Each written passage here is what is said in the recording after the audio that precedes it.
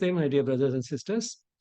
The love and blessings of the Mother and Sri Aurobindo to all of you from Sri Aurobindo Ashram Delhi branch. I have with me here today Mrs. Indrani Ghosh, who has a postgraduate degree in literature and also in education, and she has taught in an engineering college, but then she quit.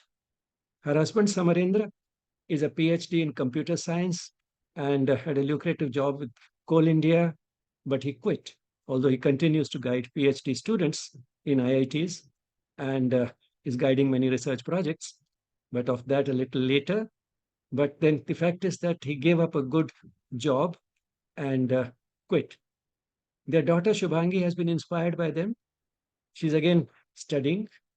She's about to finish her MTech in biotechnology, but she's also working with them. And this family is an example of the type that one would really like to bring to your notice, not because they like to hear something nice being said about them, but because it can inspire many more. And what they have done is not only an act of courage because they gave up a settled career, and their daughter is also not really looking for yet one more career which offers wealth, status, and stability. That's not what she's looking for. She prefers to work with her parents on what? On something that will give something back to the society. There's a common misconception that social work is something that Sri Aurobindo and the mother have not really talked much about. Maybe they didn't favor it. Well, I mean, this is a misunderstanding. They were not against social work. What they said was that to imagine that the world will change because of social work is expecting too much from something very little. What we need for that is a change in consciousness. But then the change in consciousness also has to come about through some activities. The activities may be social work, but then we are not doing it in the hope of changing the world through that social work itself, but through an indirect process of ourselves firstly rising in consciousness so that we come out of our comfort zone and start doing this social work. And secondly, by inspiring many more to also do something which comes from a higher level of consciousness. And when we give an expression to that higher level of consciousness, the consciousness of the planet starts going up. And when we do this work, we don't do it with the idea of helping somebody. We do it with the idea of getting an opportunity for something much wider and higher, for raising our own consciousness, which happens to the purpose of life, and inspiring many others to also start answering that deeper aspiration, which in fact is at least hidden in each one of us. And when we are doing something and we have people in front of us for whom we seem to be doing social work, we are not doing it for them. We are doing it for the divine in them. They're all manifestations of the divine. So that's why it is sometimes said, one of these major things that comes from Sri Aurobindo's literature, which is repeated quite often, is that our yoga is not for man, it is for the divine. Doesn't mean that we should not do anything for human beings, but we are doing it not for them as human beings, but for the divine in those human beings. So that's how the yoga is for the divine, not for man. Sorry, I've digressed a little too much, but let me talk a little more about the work that they are doing after coming out of their comfort zone and giving up settled careers, what they are doing. In fact, they are a team of not just three, the family, but also have attracted a few other youngsters. And since they have a team, they have diversified into many areas: education, research, environment, and they've been doing it under different banners. Sri Aurobindo Yoga and Knowledge Foundation, Sustainable India, Orogram, which brings together village artisans with colleges so that now these artisans can get a fair deal under the IIT Delhi's Unnat Bharat program. Nursery Greens. So you have many of these beautiful names and happy sharing and so on. Now, many of these beautiful names give an idea of the range of work that they are doing. But what we'll focus today is on their work, which they do mainly with the B.Ed students as a part of their community development program. And that, in fact, is something which can have a huge multiplier effect because when you do something which raises the consciousness of B.Ed students. Apart from the social work that they do, they become a different type of teachers. And then their influence gets passed on to their students. And that's how it can have a huge multiplier effect, which can actually change the world. And that is what Sri Aurobindo and the mother's vision was, changing the world through a rise in the average level of consciousness. So, sorry, Indrani, went on for too long.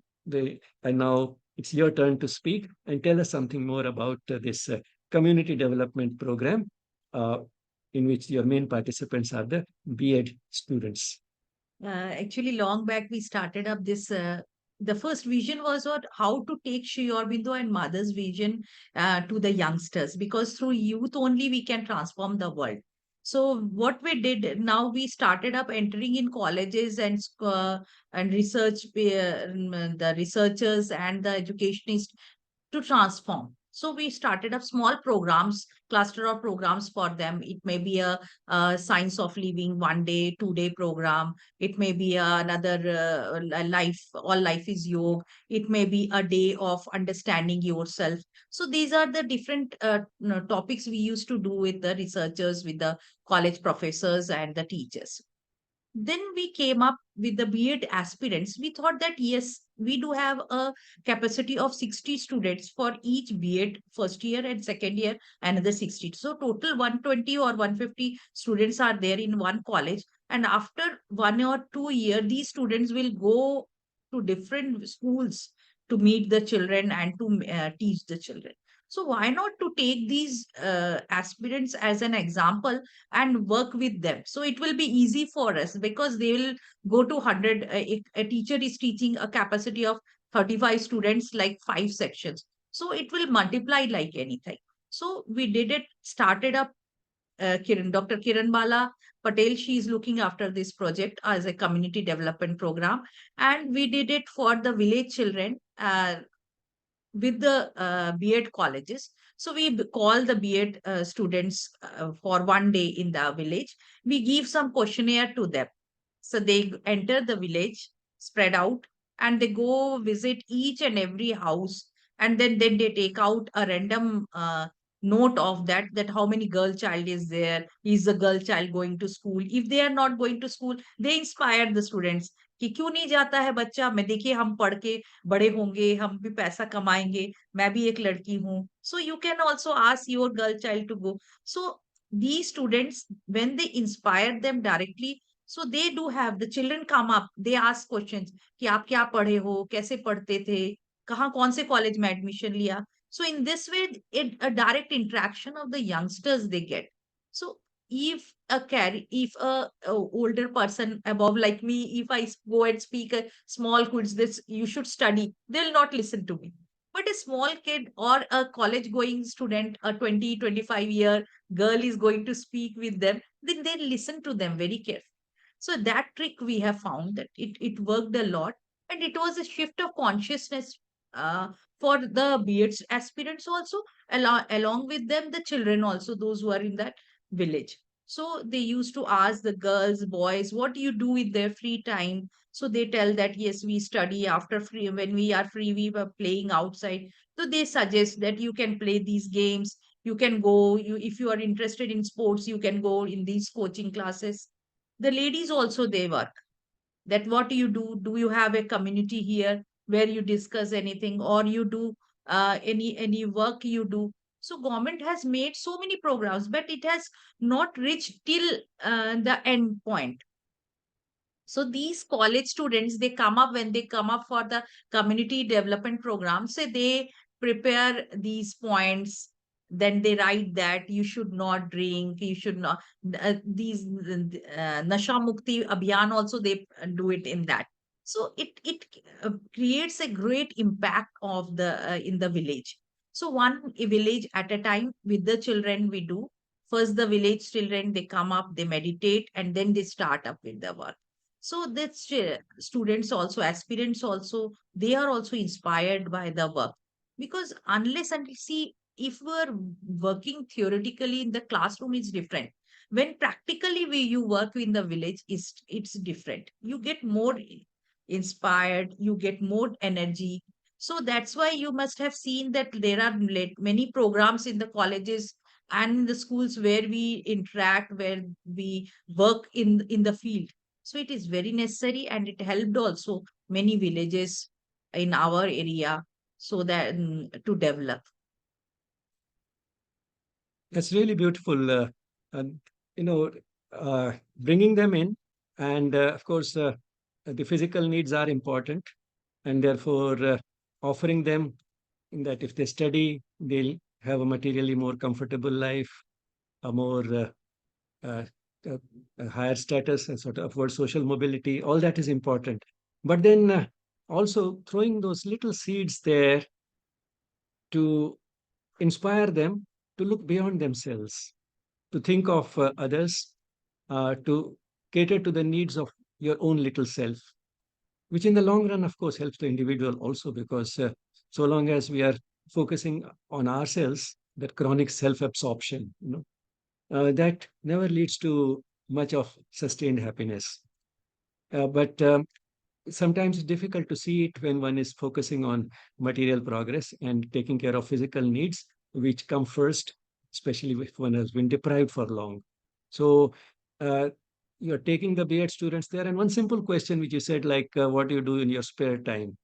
Which means that you should, in fact, have spare time, create spare time, but then during that spare time, try to do something which looks beyond yourself, or starting the program with meditation. So, sort of bringing in that element of silence, introspection, concentration, going deeper within. Now, all those things also you are bringing it in and giving a practical shape to Sri Aurobindo's dictum. All life is yoga, which means all life gives us an opportunity for the practice of yoga, and yoga is a sort of how we can put spirituality into practice. So, in other words, all life gives us an opportunity for putting spirituality into practice. And that is what you are doing yourself, and also inspiring these B.Ed students to do. And these B.Ed students are inspiring the younger students to do, not only to study, but then study for what? Study for something similar to what this B.Ed student is doing, because she's again there not necessarily because it's essential for her B.Ed course. She's there for something else. So what she's doing is itself an inspiration. Our acts speak much more than our words, and that is what this B.Ed students ends up doing for the children in the villages. So that's a beautiful program, and uh, right from working at the grassroots level like this to guiding research workers and coming up with some beautiful pieces of research is that what you have been doing. If you'd like, you can share something about the research work and the journal that you have. We do have our own journal, and it is a peer review journal. And soon we are coming up with Scoopers and other national journals. And What is your journal called? it is on the name of Sustainable India only. It Okay, is a research. Sustainable India And journal. along with that, what we do actually, we bring up the sustainable practitioners in the same platform. So last time in the month of 4th of June, we did it in Delhi only, the program, and lot many researchers, they came up here to project their work to show that how sustainability they are practicing. So in one of them, he was from a deep village from Chhattisgarh. He was practicing bamboo works, so he made lot of bamboo things in his workspace. And he's not an engineer, but he has developed those engineering ability, and he has designed his own machines. See what credible thing he is. He's from Didi village, doesn't understand English also very well, and he's not an engineer also, but he has designed the village where he can improvise the bamboo in different projects. So now he has got a crores of project from Nitin Gadkari ji for the government of India. So this is what the progress is actually. So whatever place you are studying, it is not important. That is why Sri Aurobindo's one point in on integral education, from near to far, is important. So it is from near to far. So from wherever you are coming up, whatever things you do have, try to prepare the things in that manner that you come up in the higher, you reach up the higher ends. So divine is there to help you. Once you start working on any of the project in that manner, the impossibility is not a word there. The end is will be very beautiful, that we have seen through our eyes that yes, it has worked a lot. Thank you, Indrani, for Thank a you, Bhaiya. Thank you. very informative and instructive conversation. Thank you. I'm sure it will inspire many more to think a little beyond themselves and Ah, see whatever they can do, because we can have a passion for different types of things. It yes. doesn't matter what that passion is for, but then that passion can be translated into something that helps us share what we have with those who need it. That is what it Yes. essentially Thank comes you, to. Bhaiya. Thank you. Thank you. Hope to have Thank you you. again. Thank you.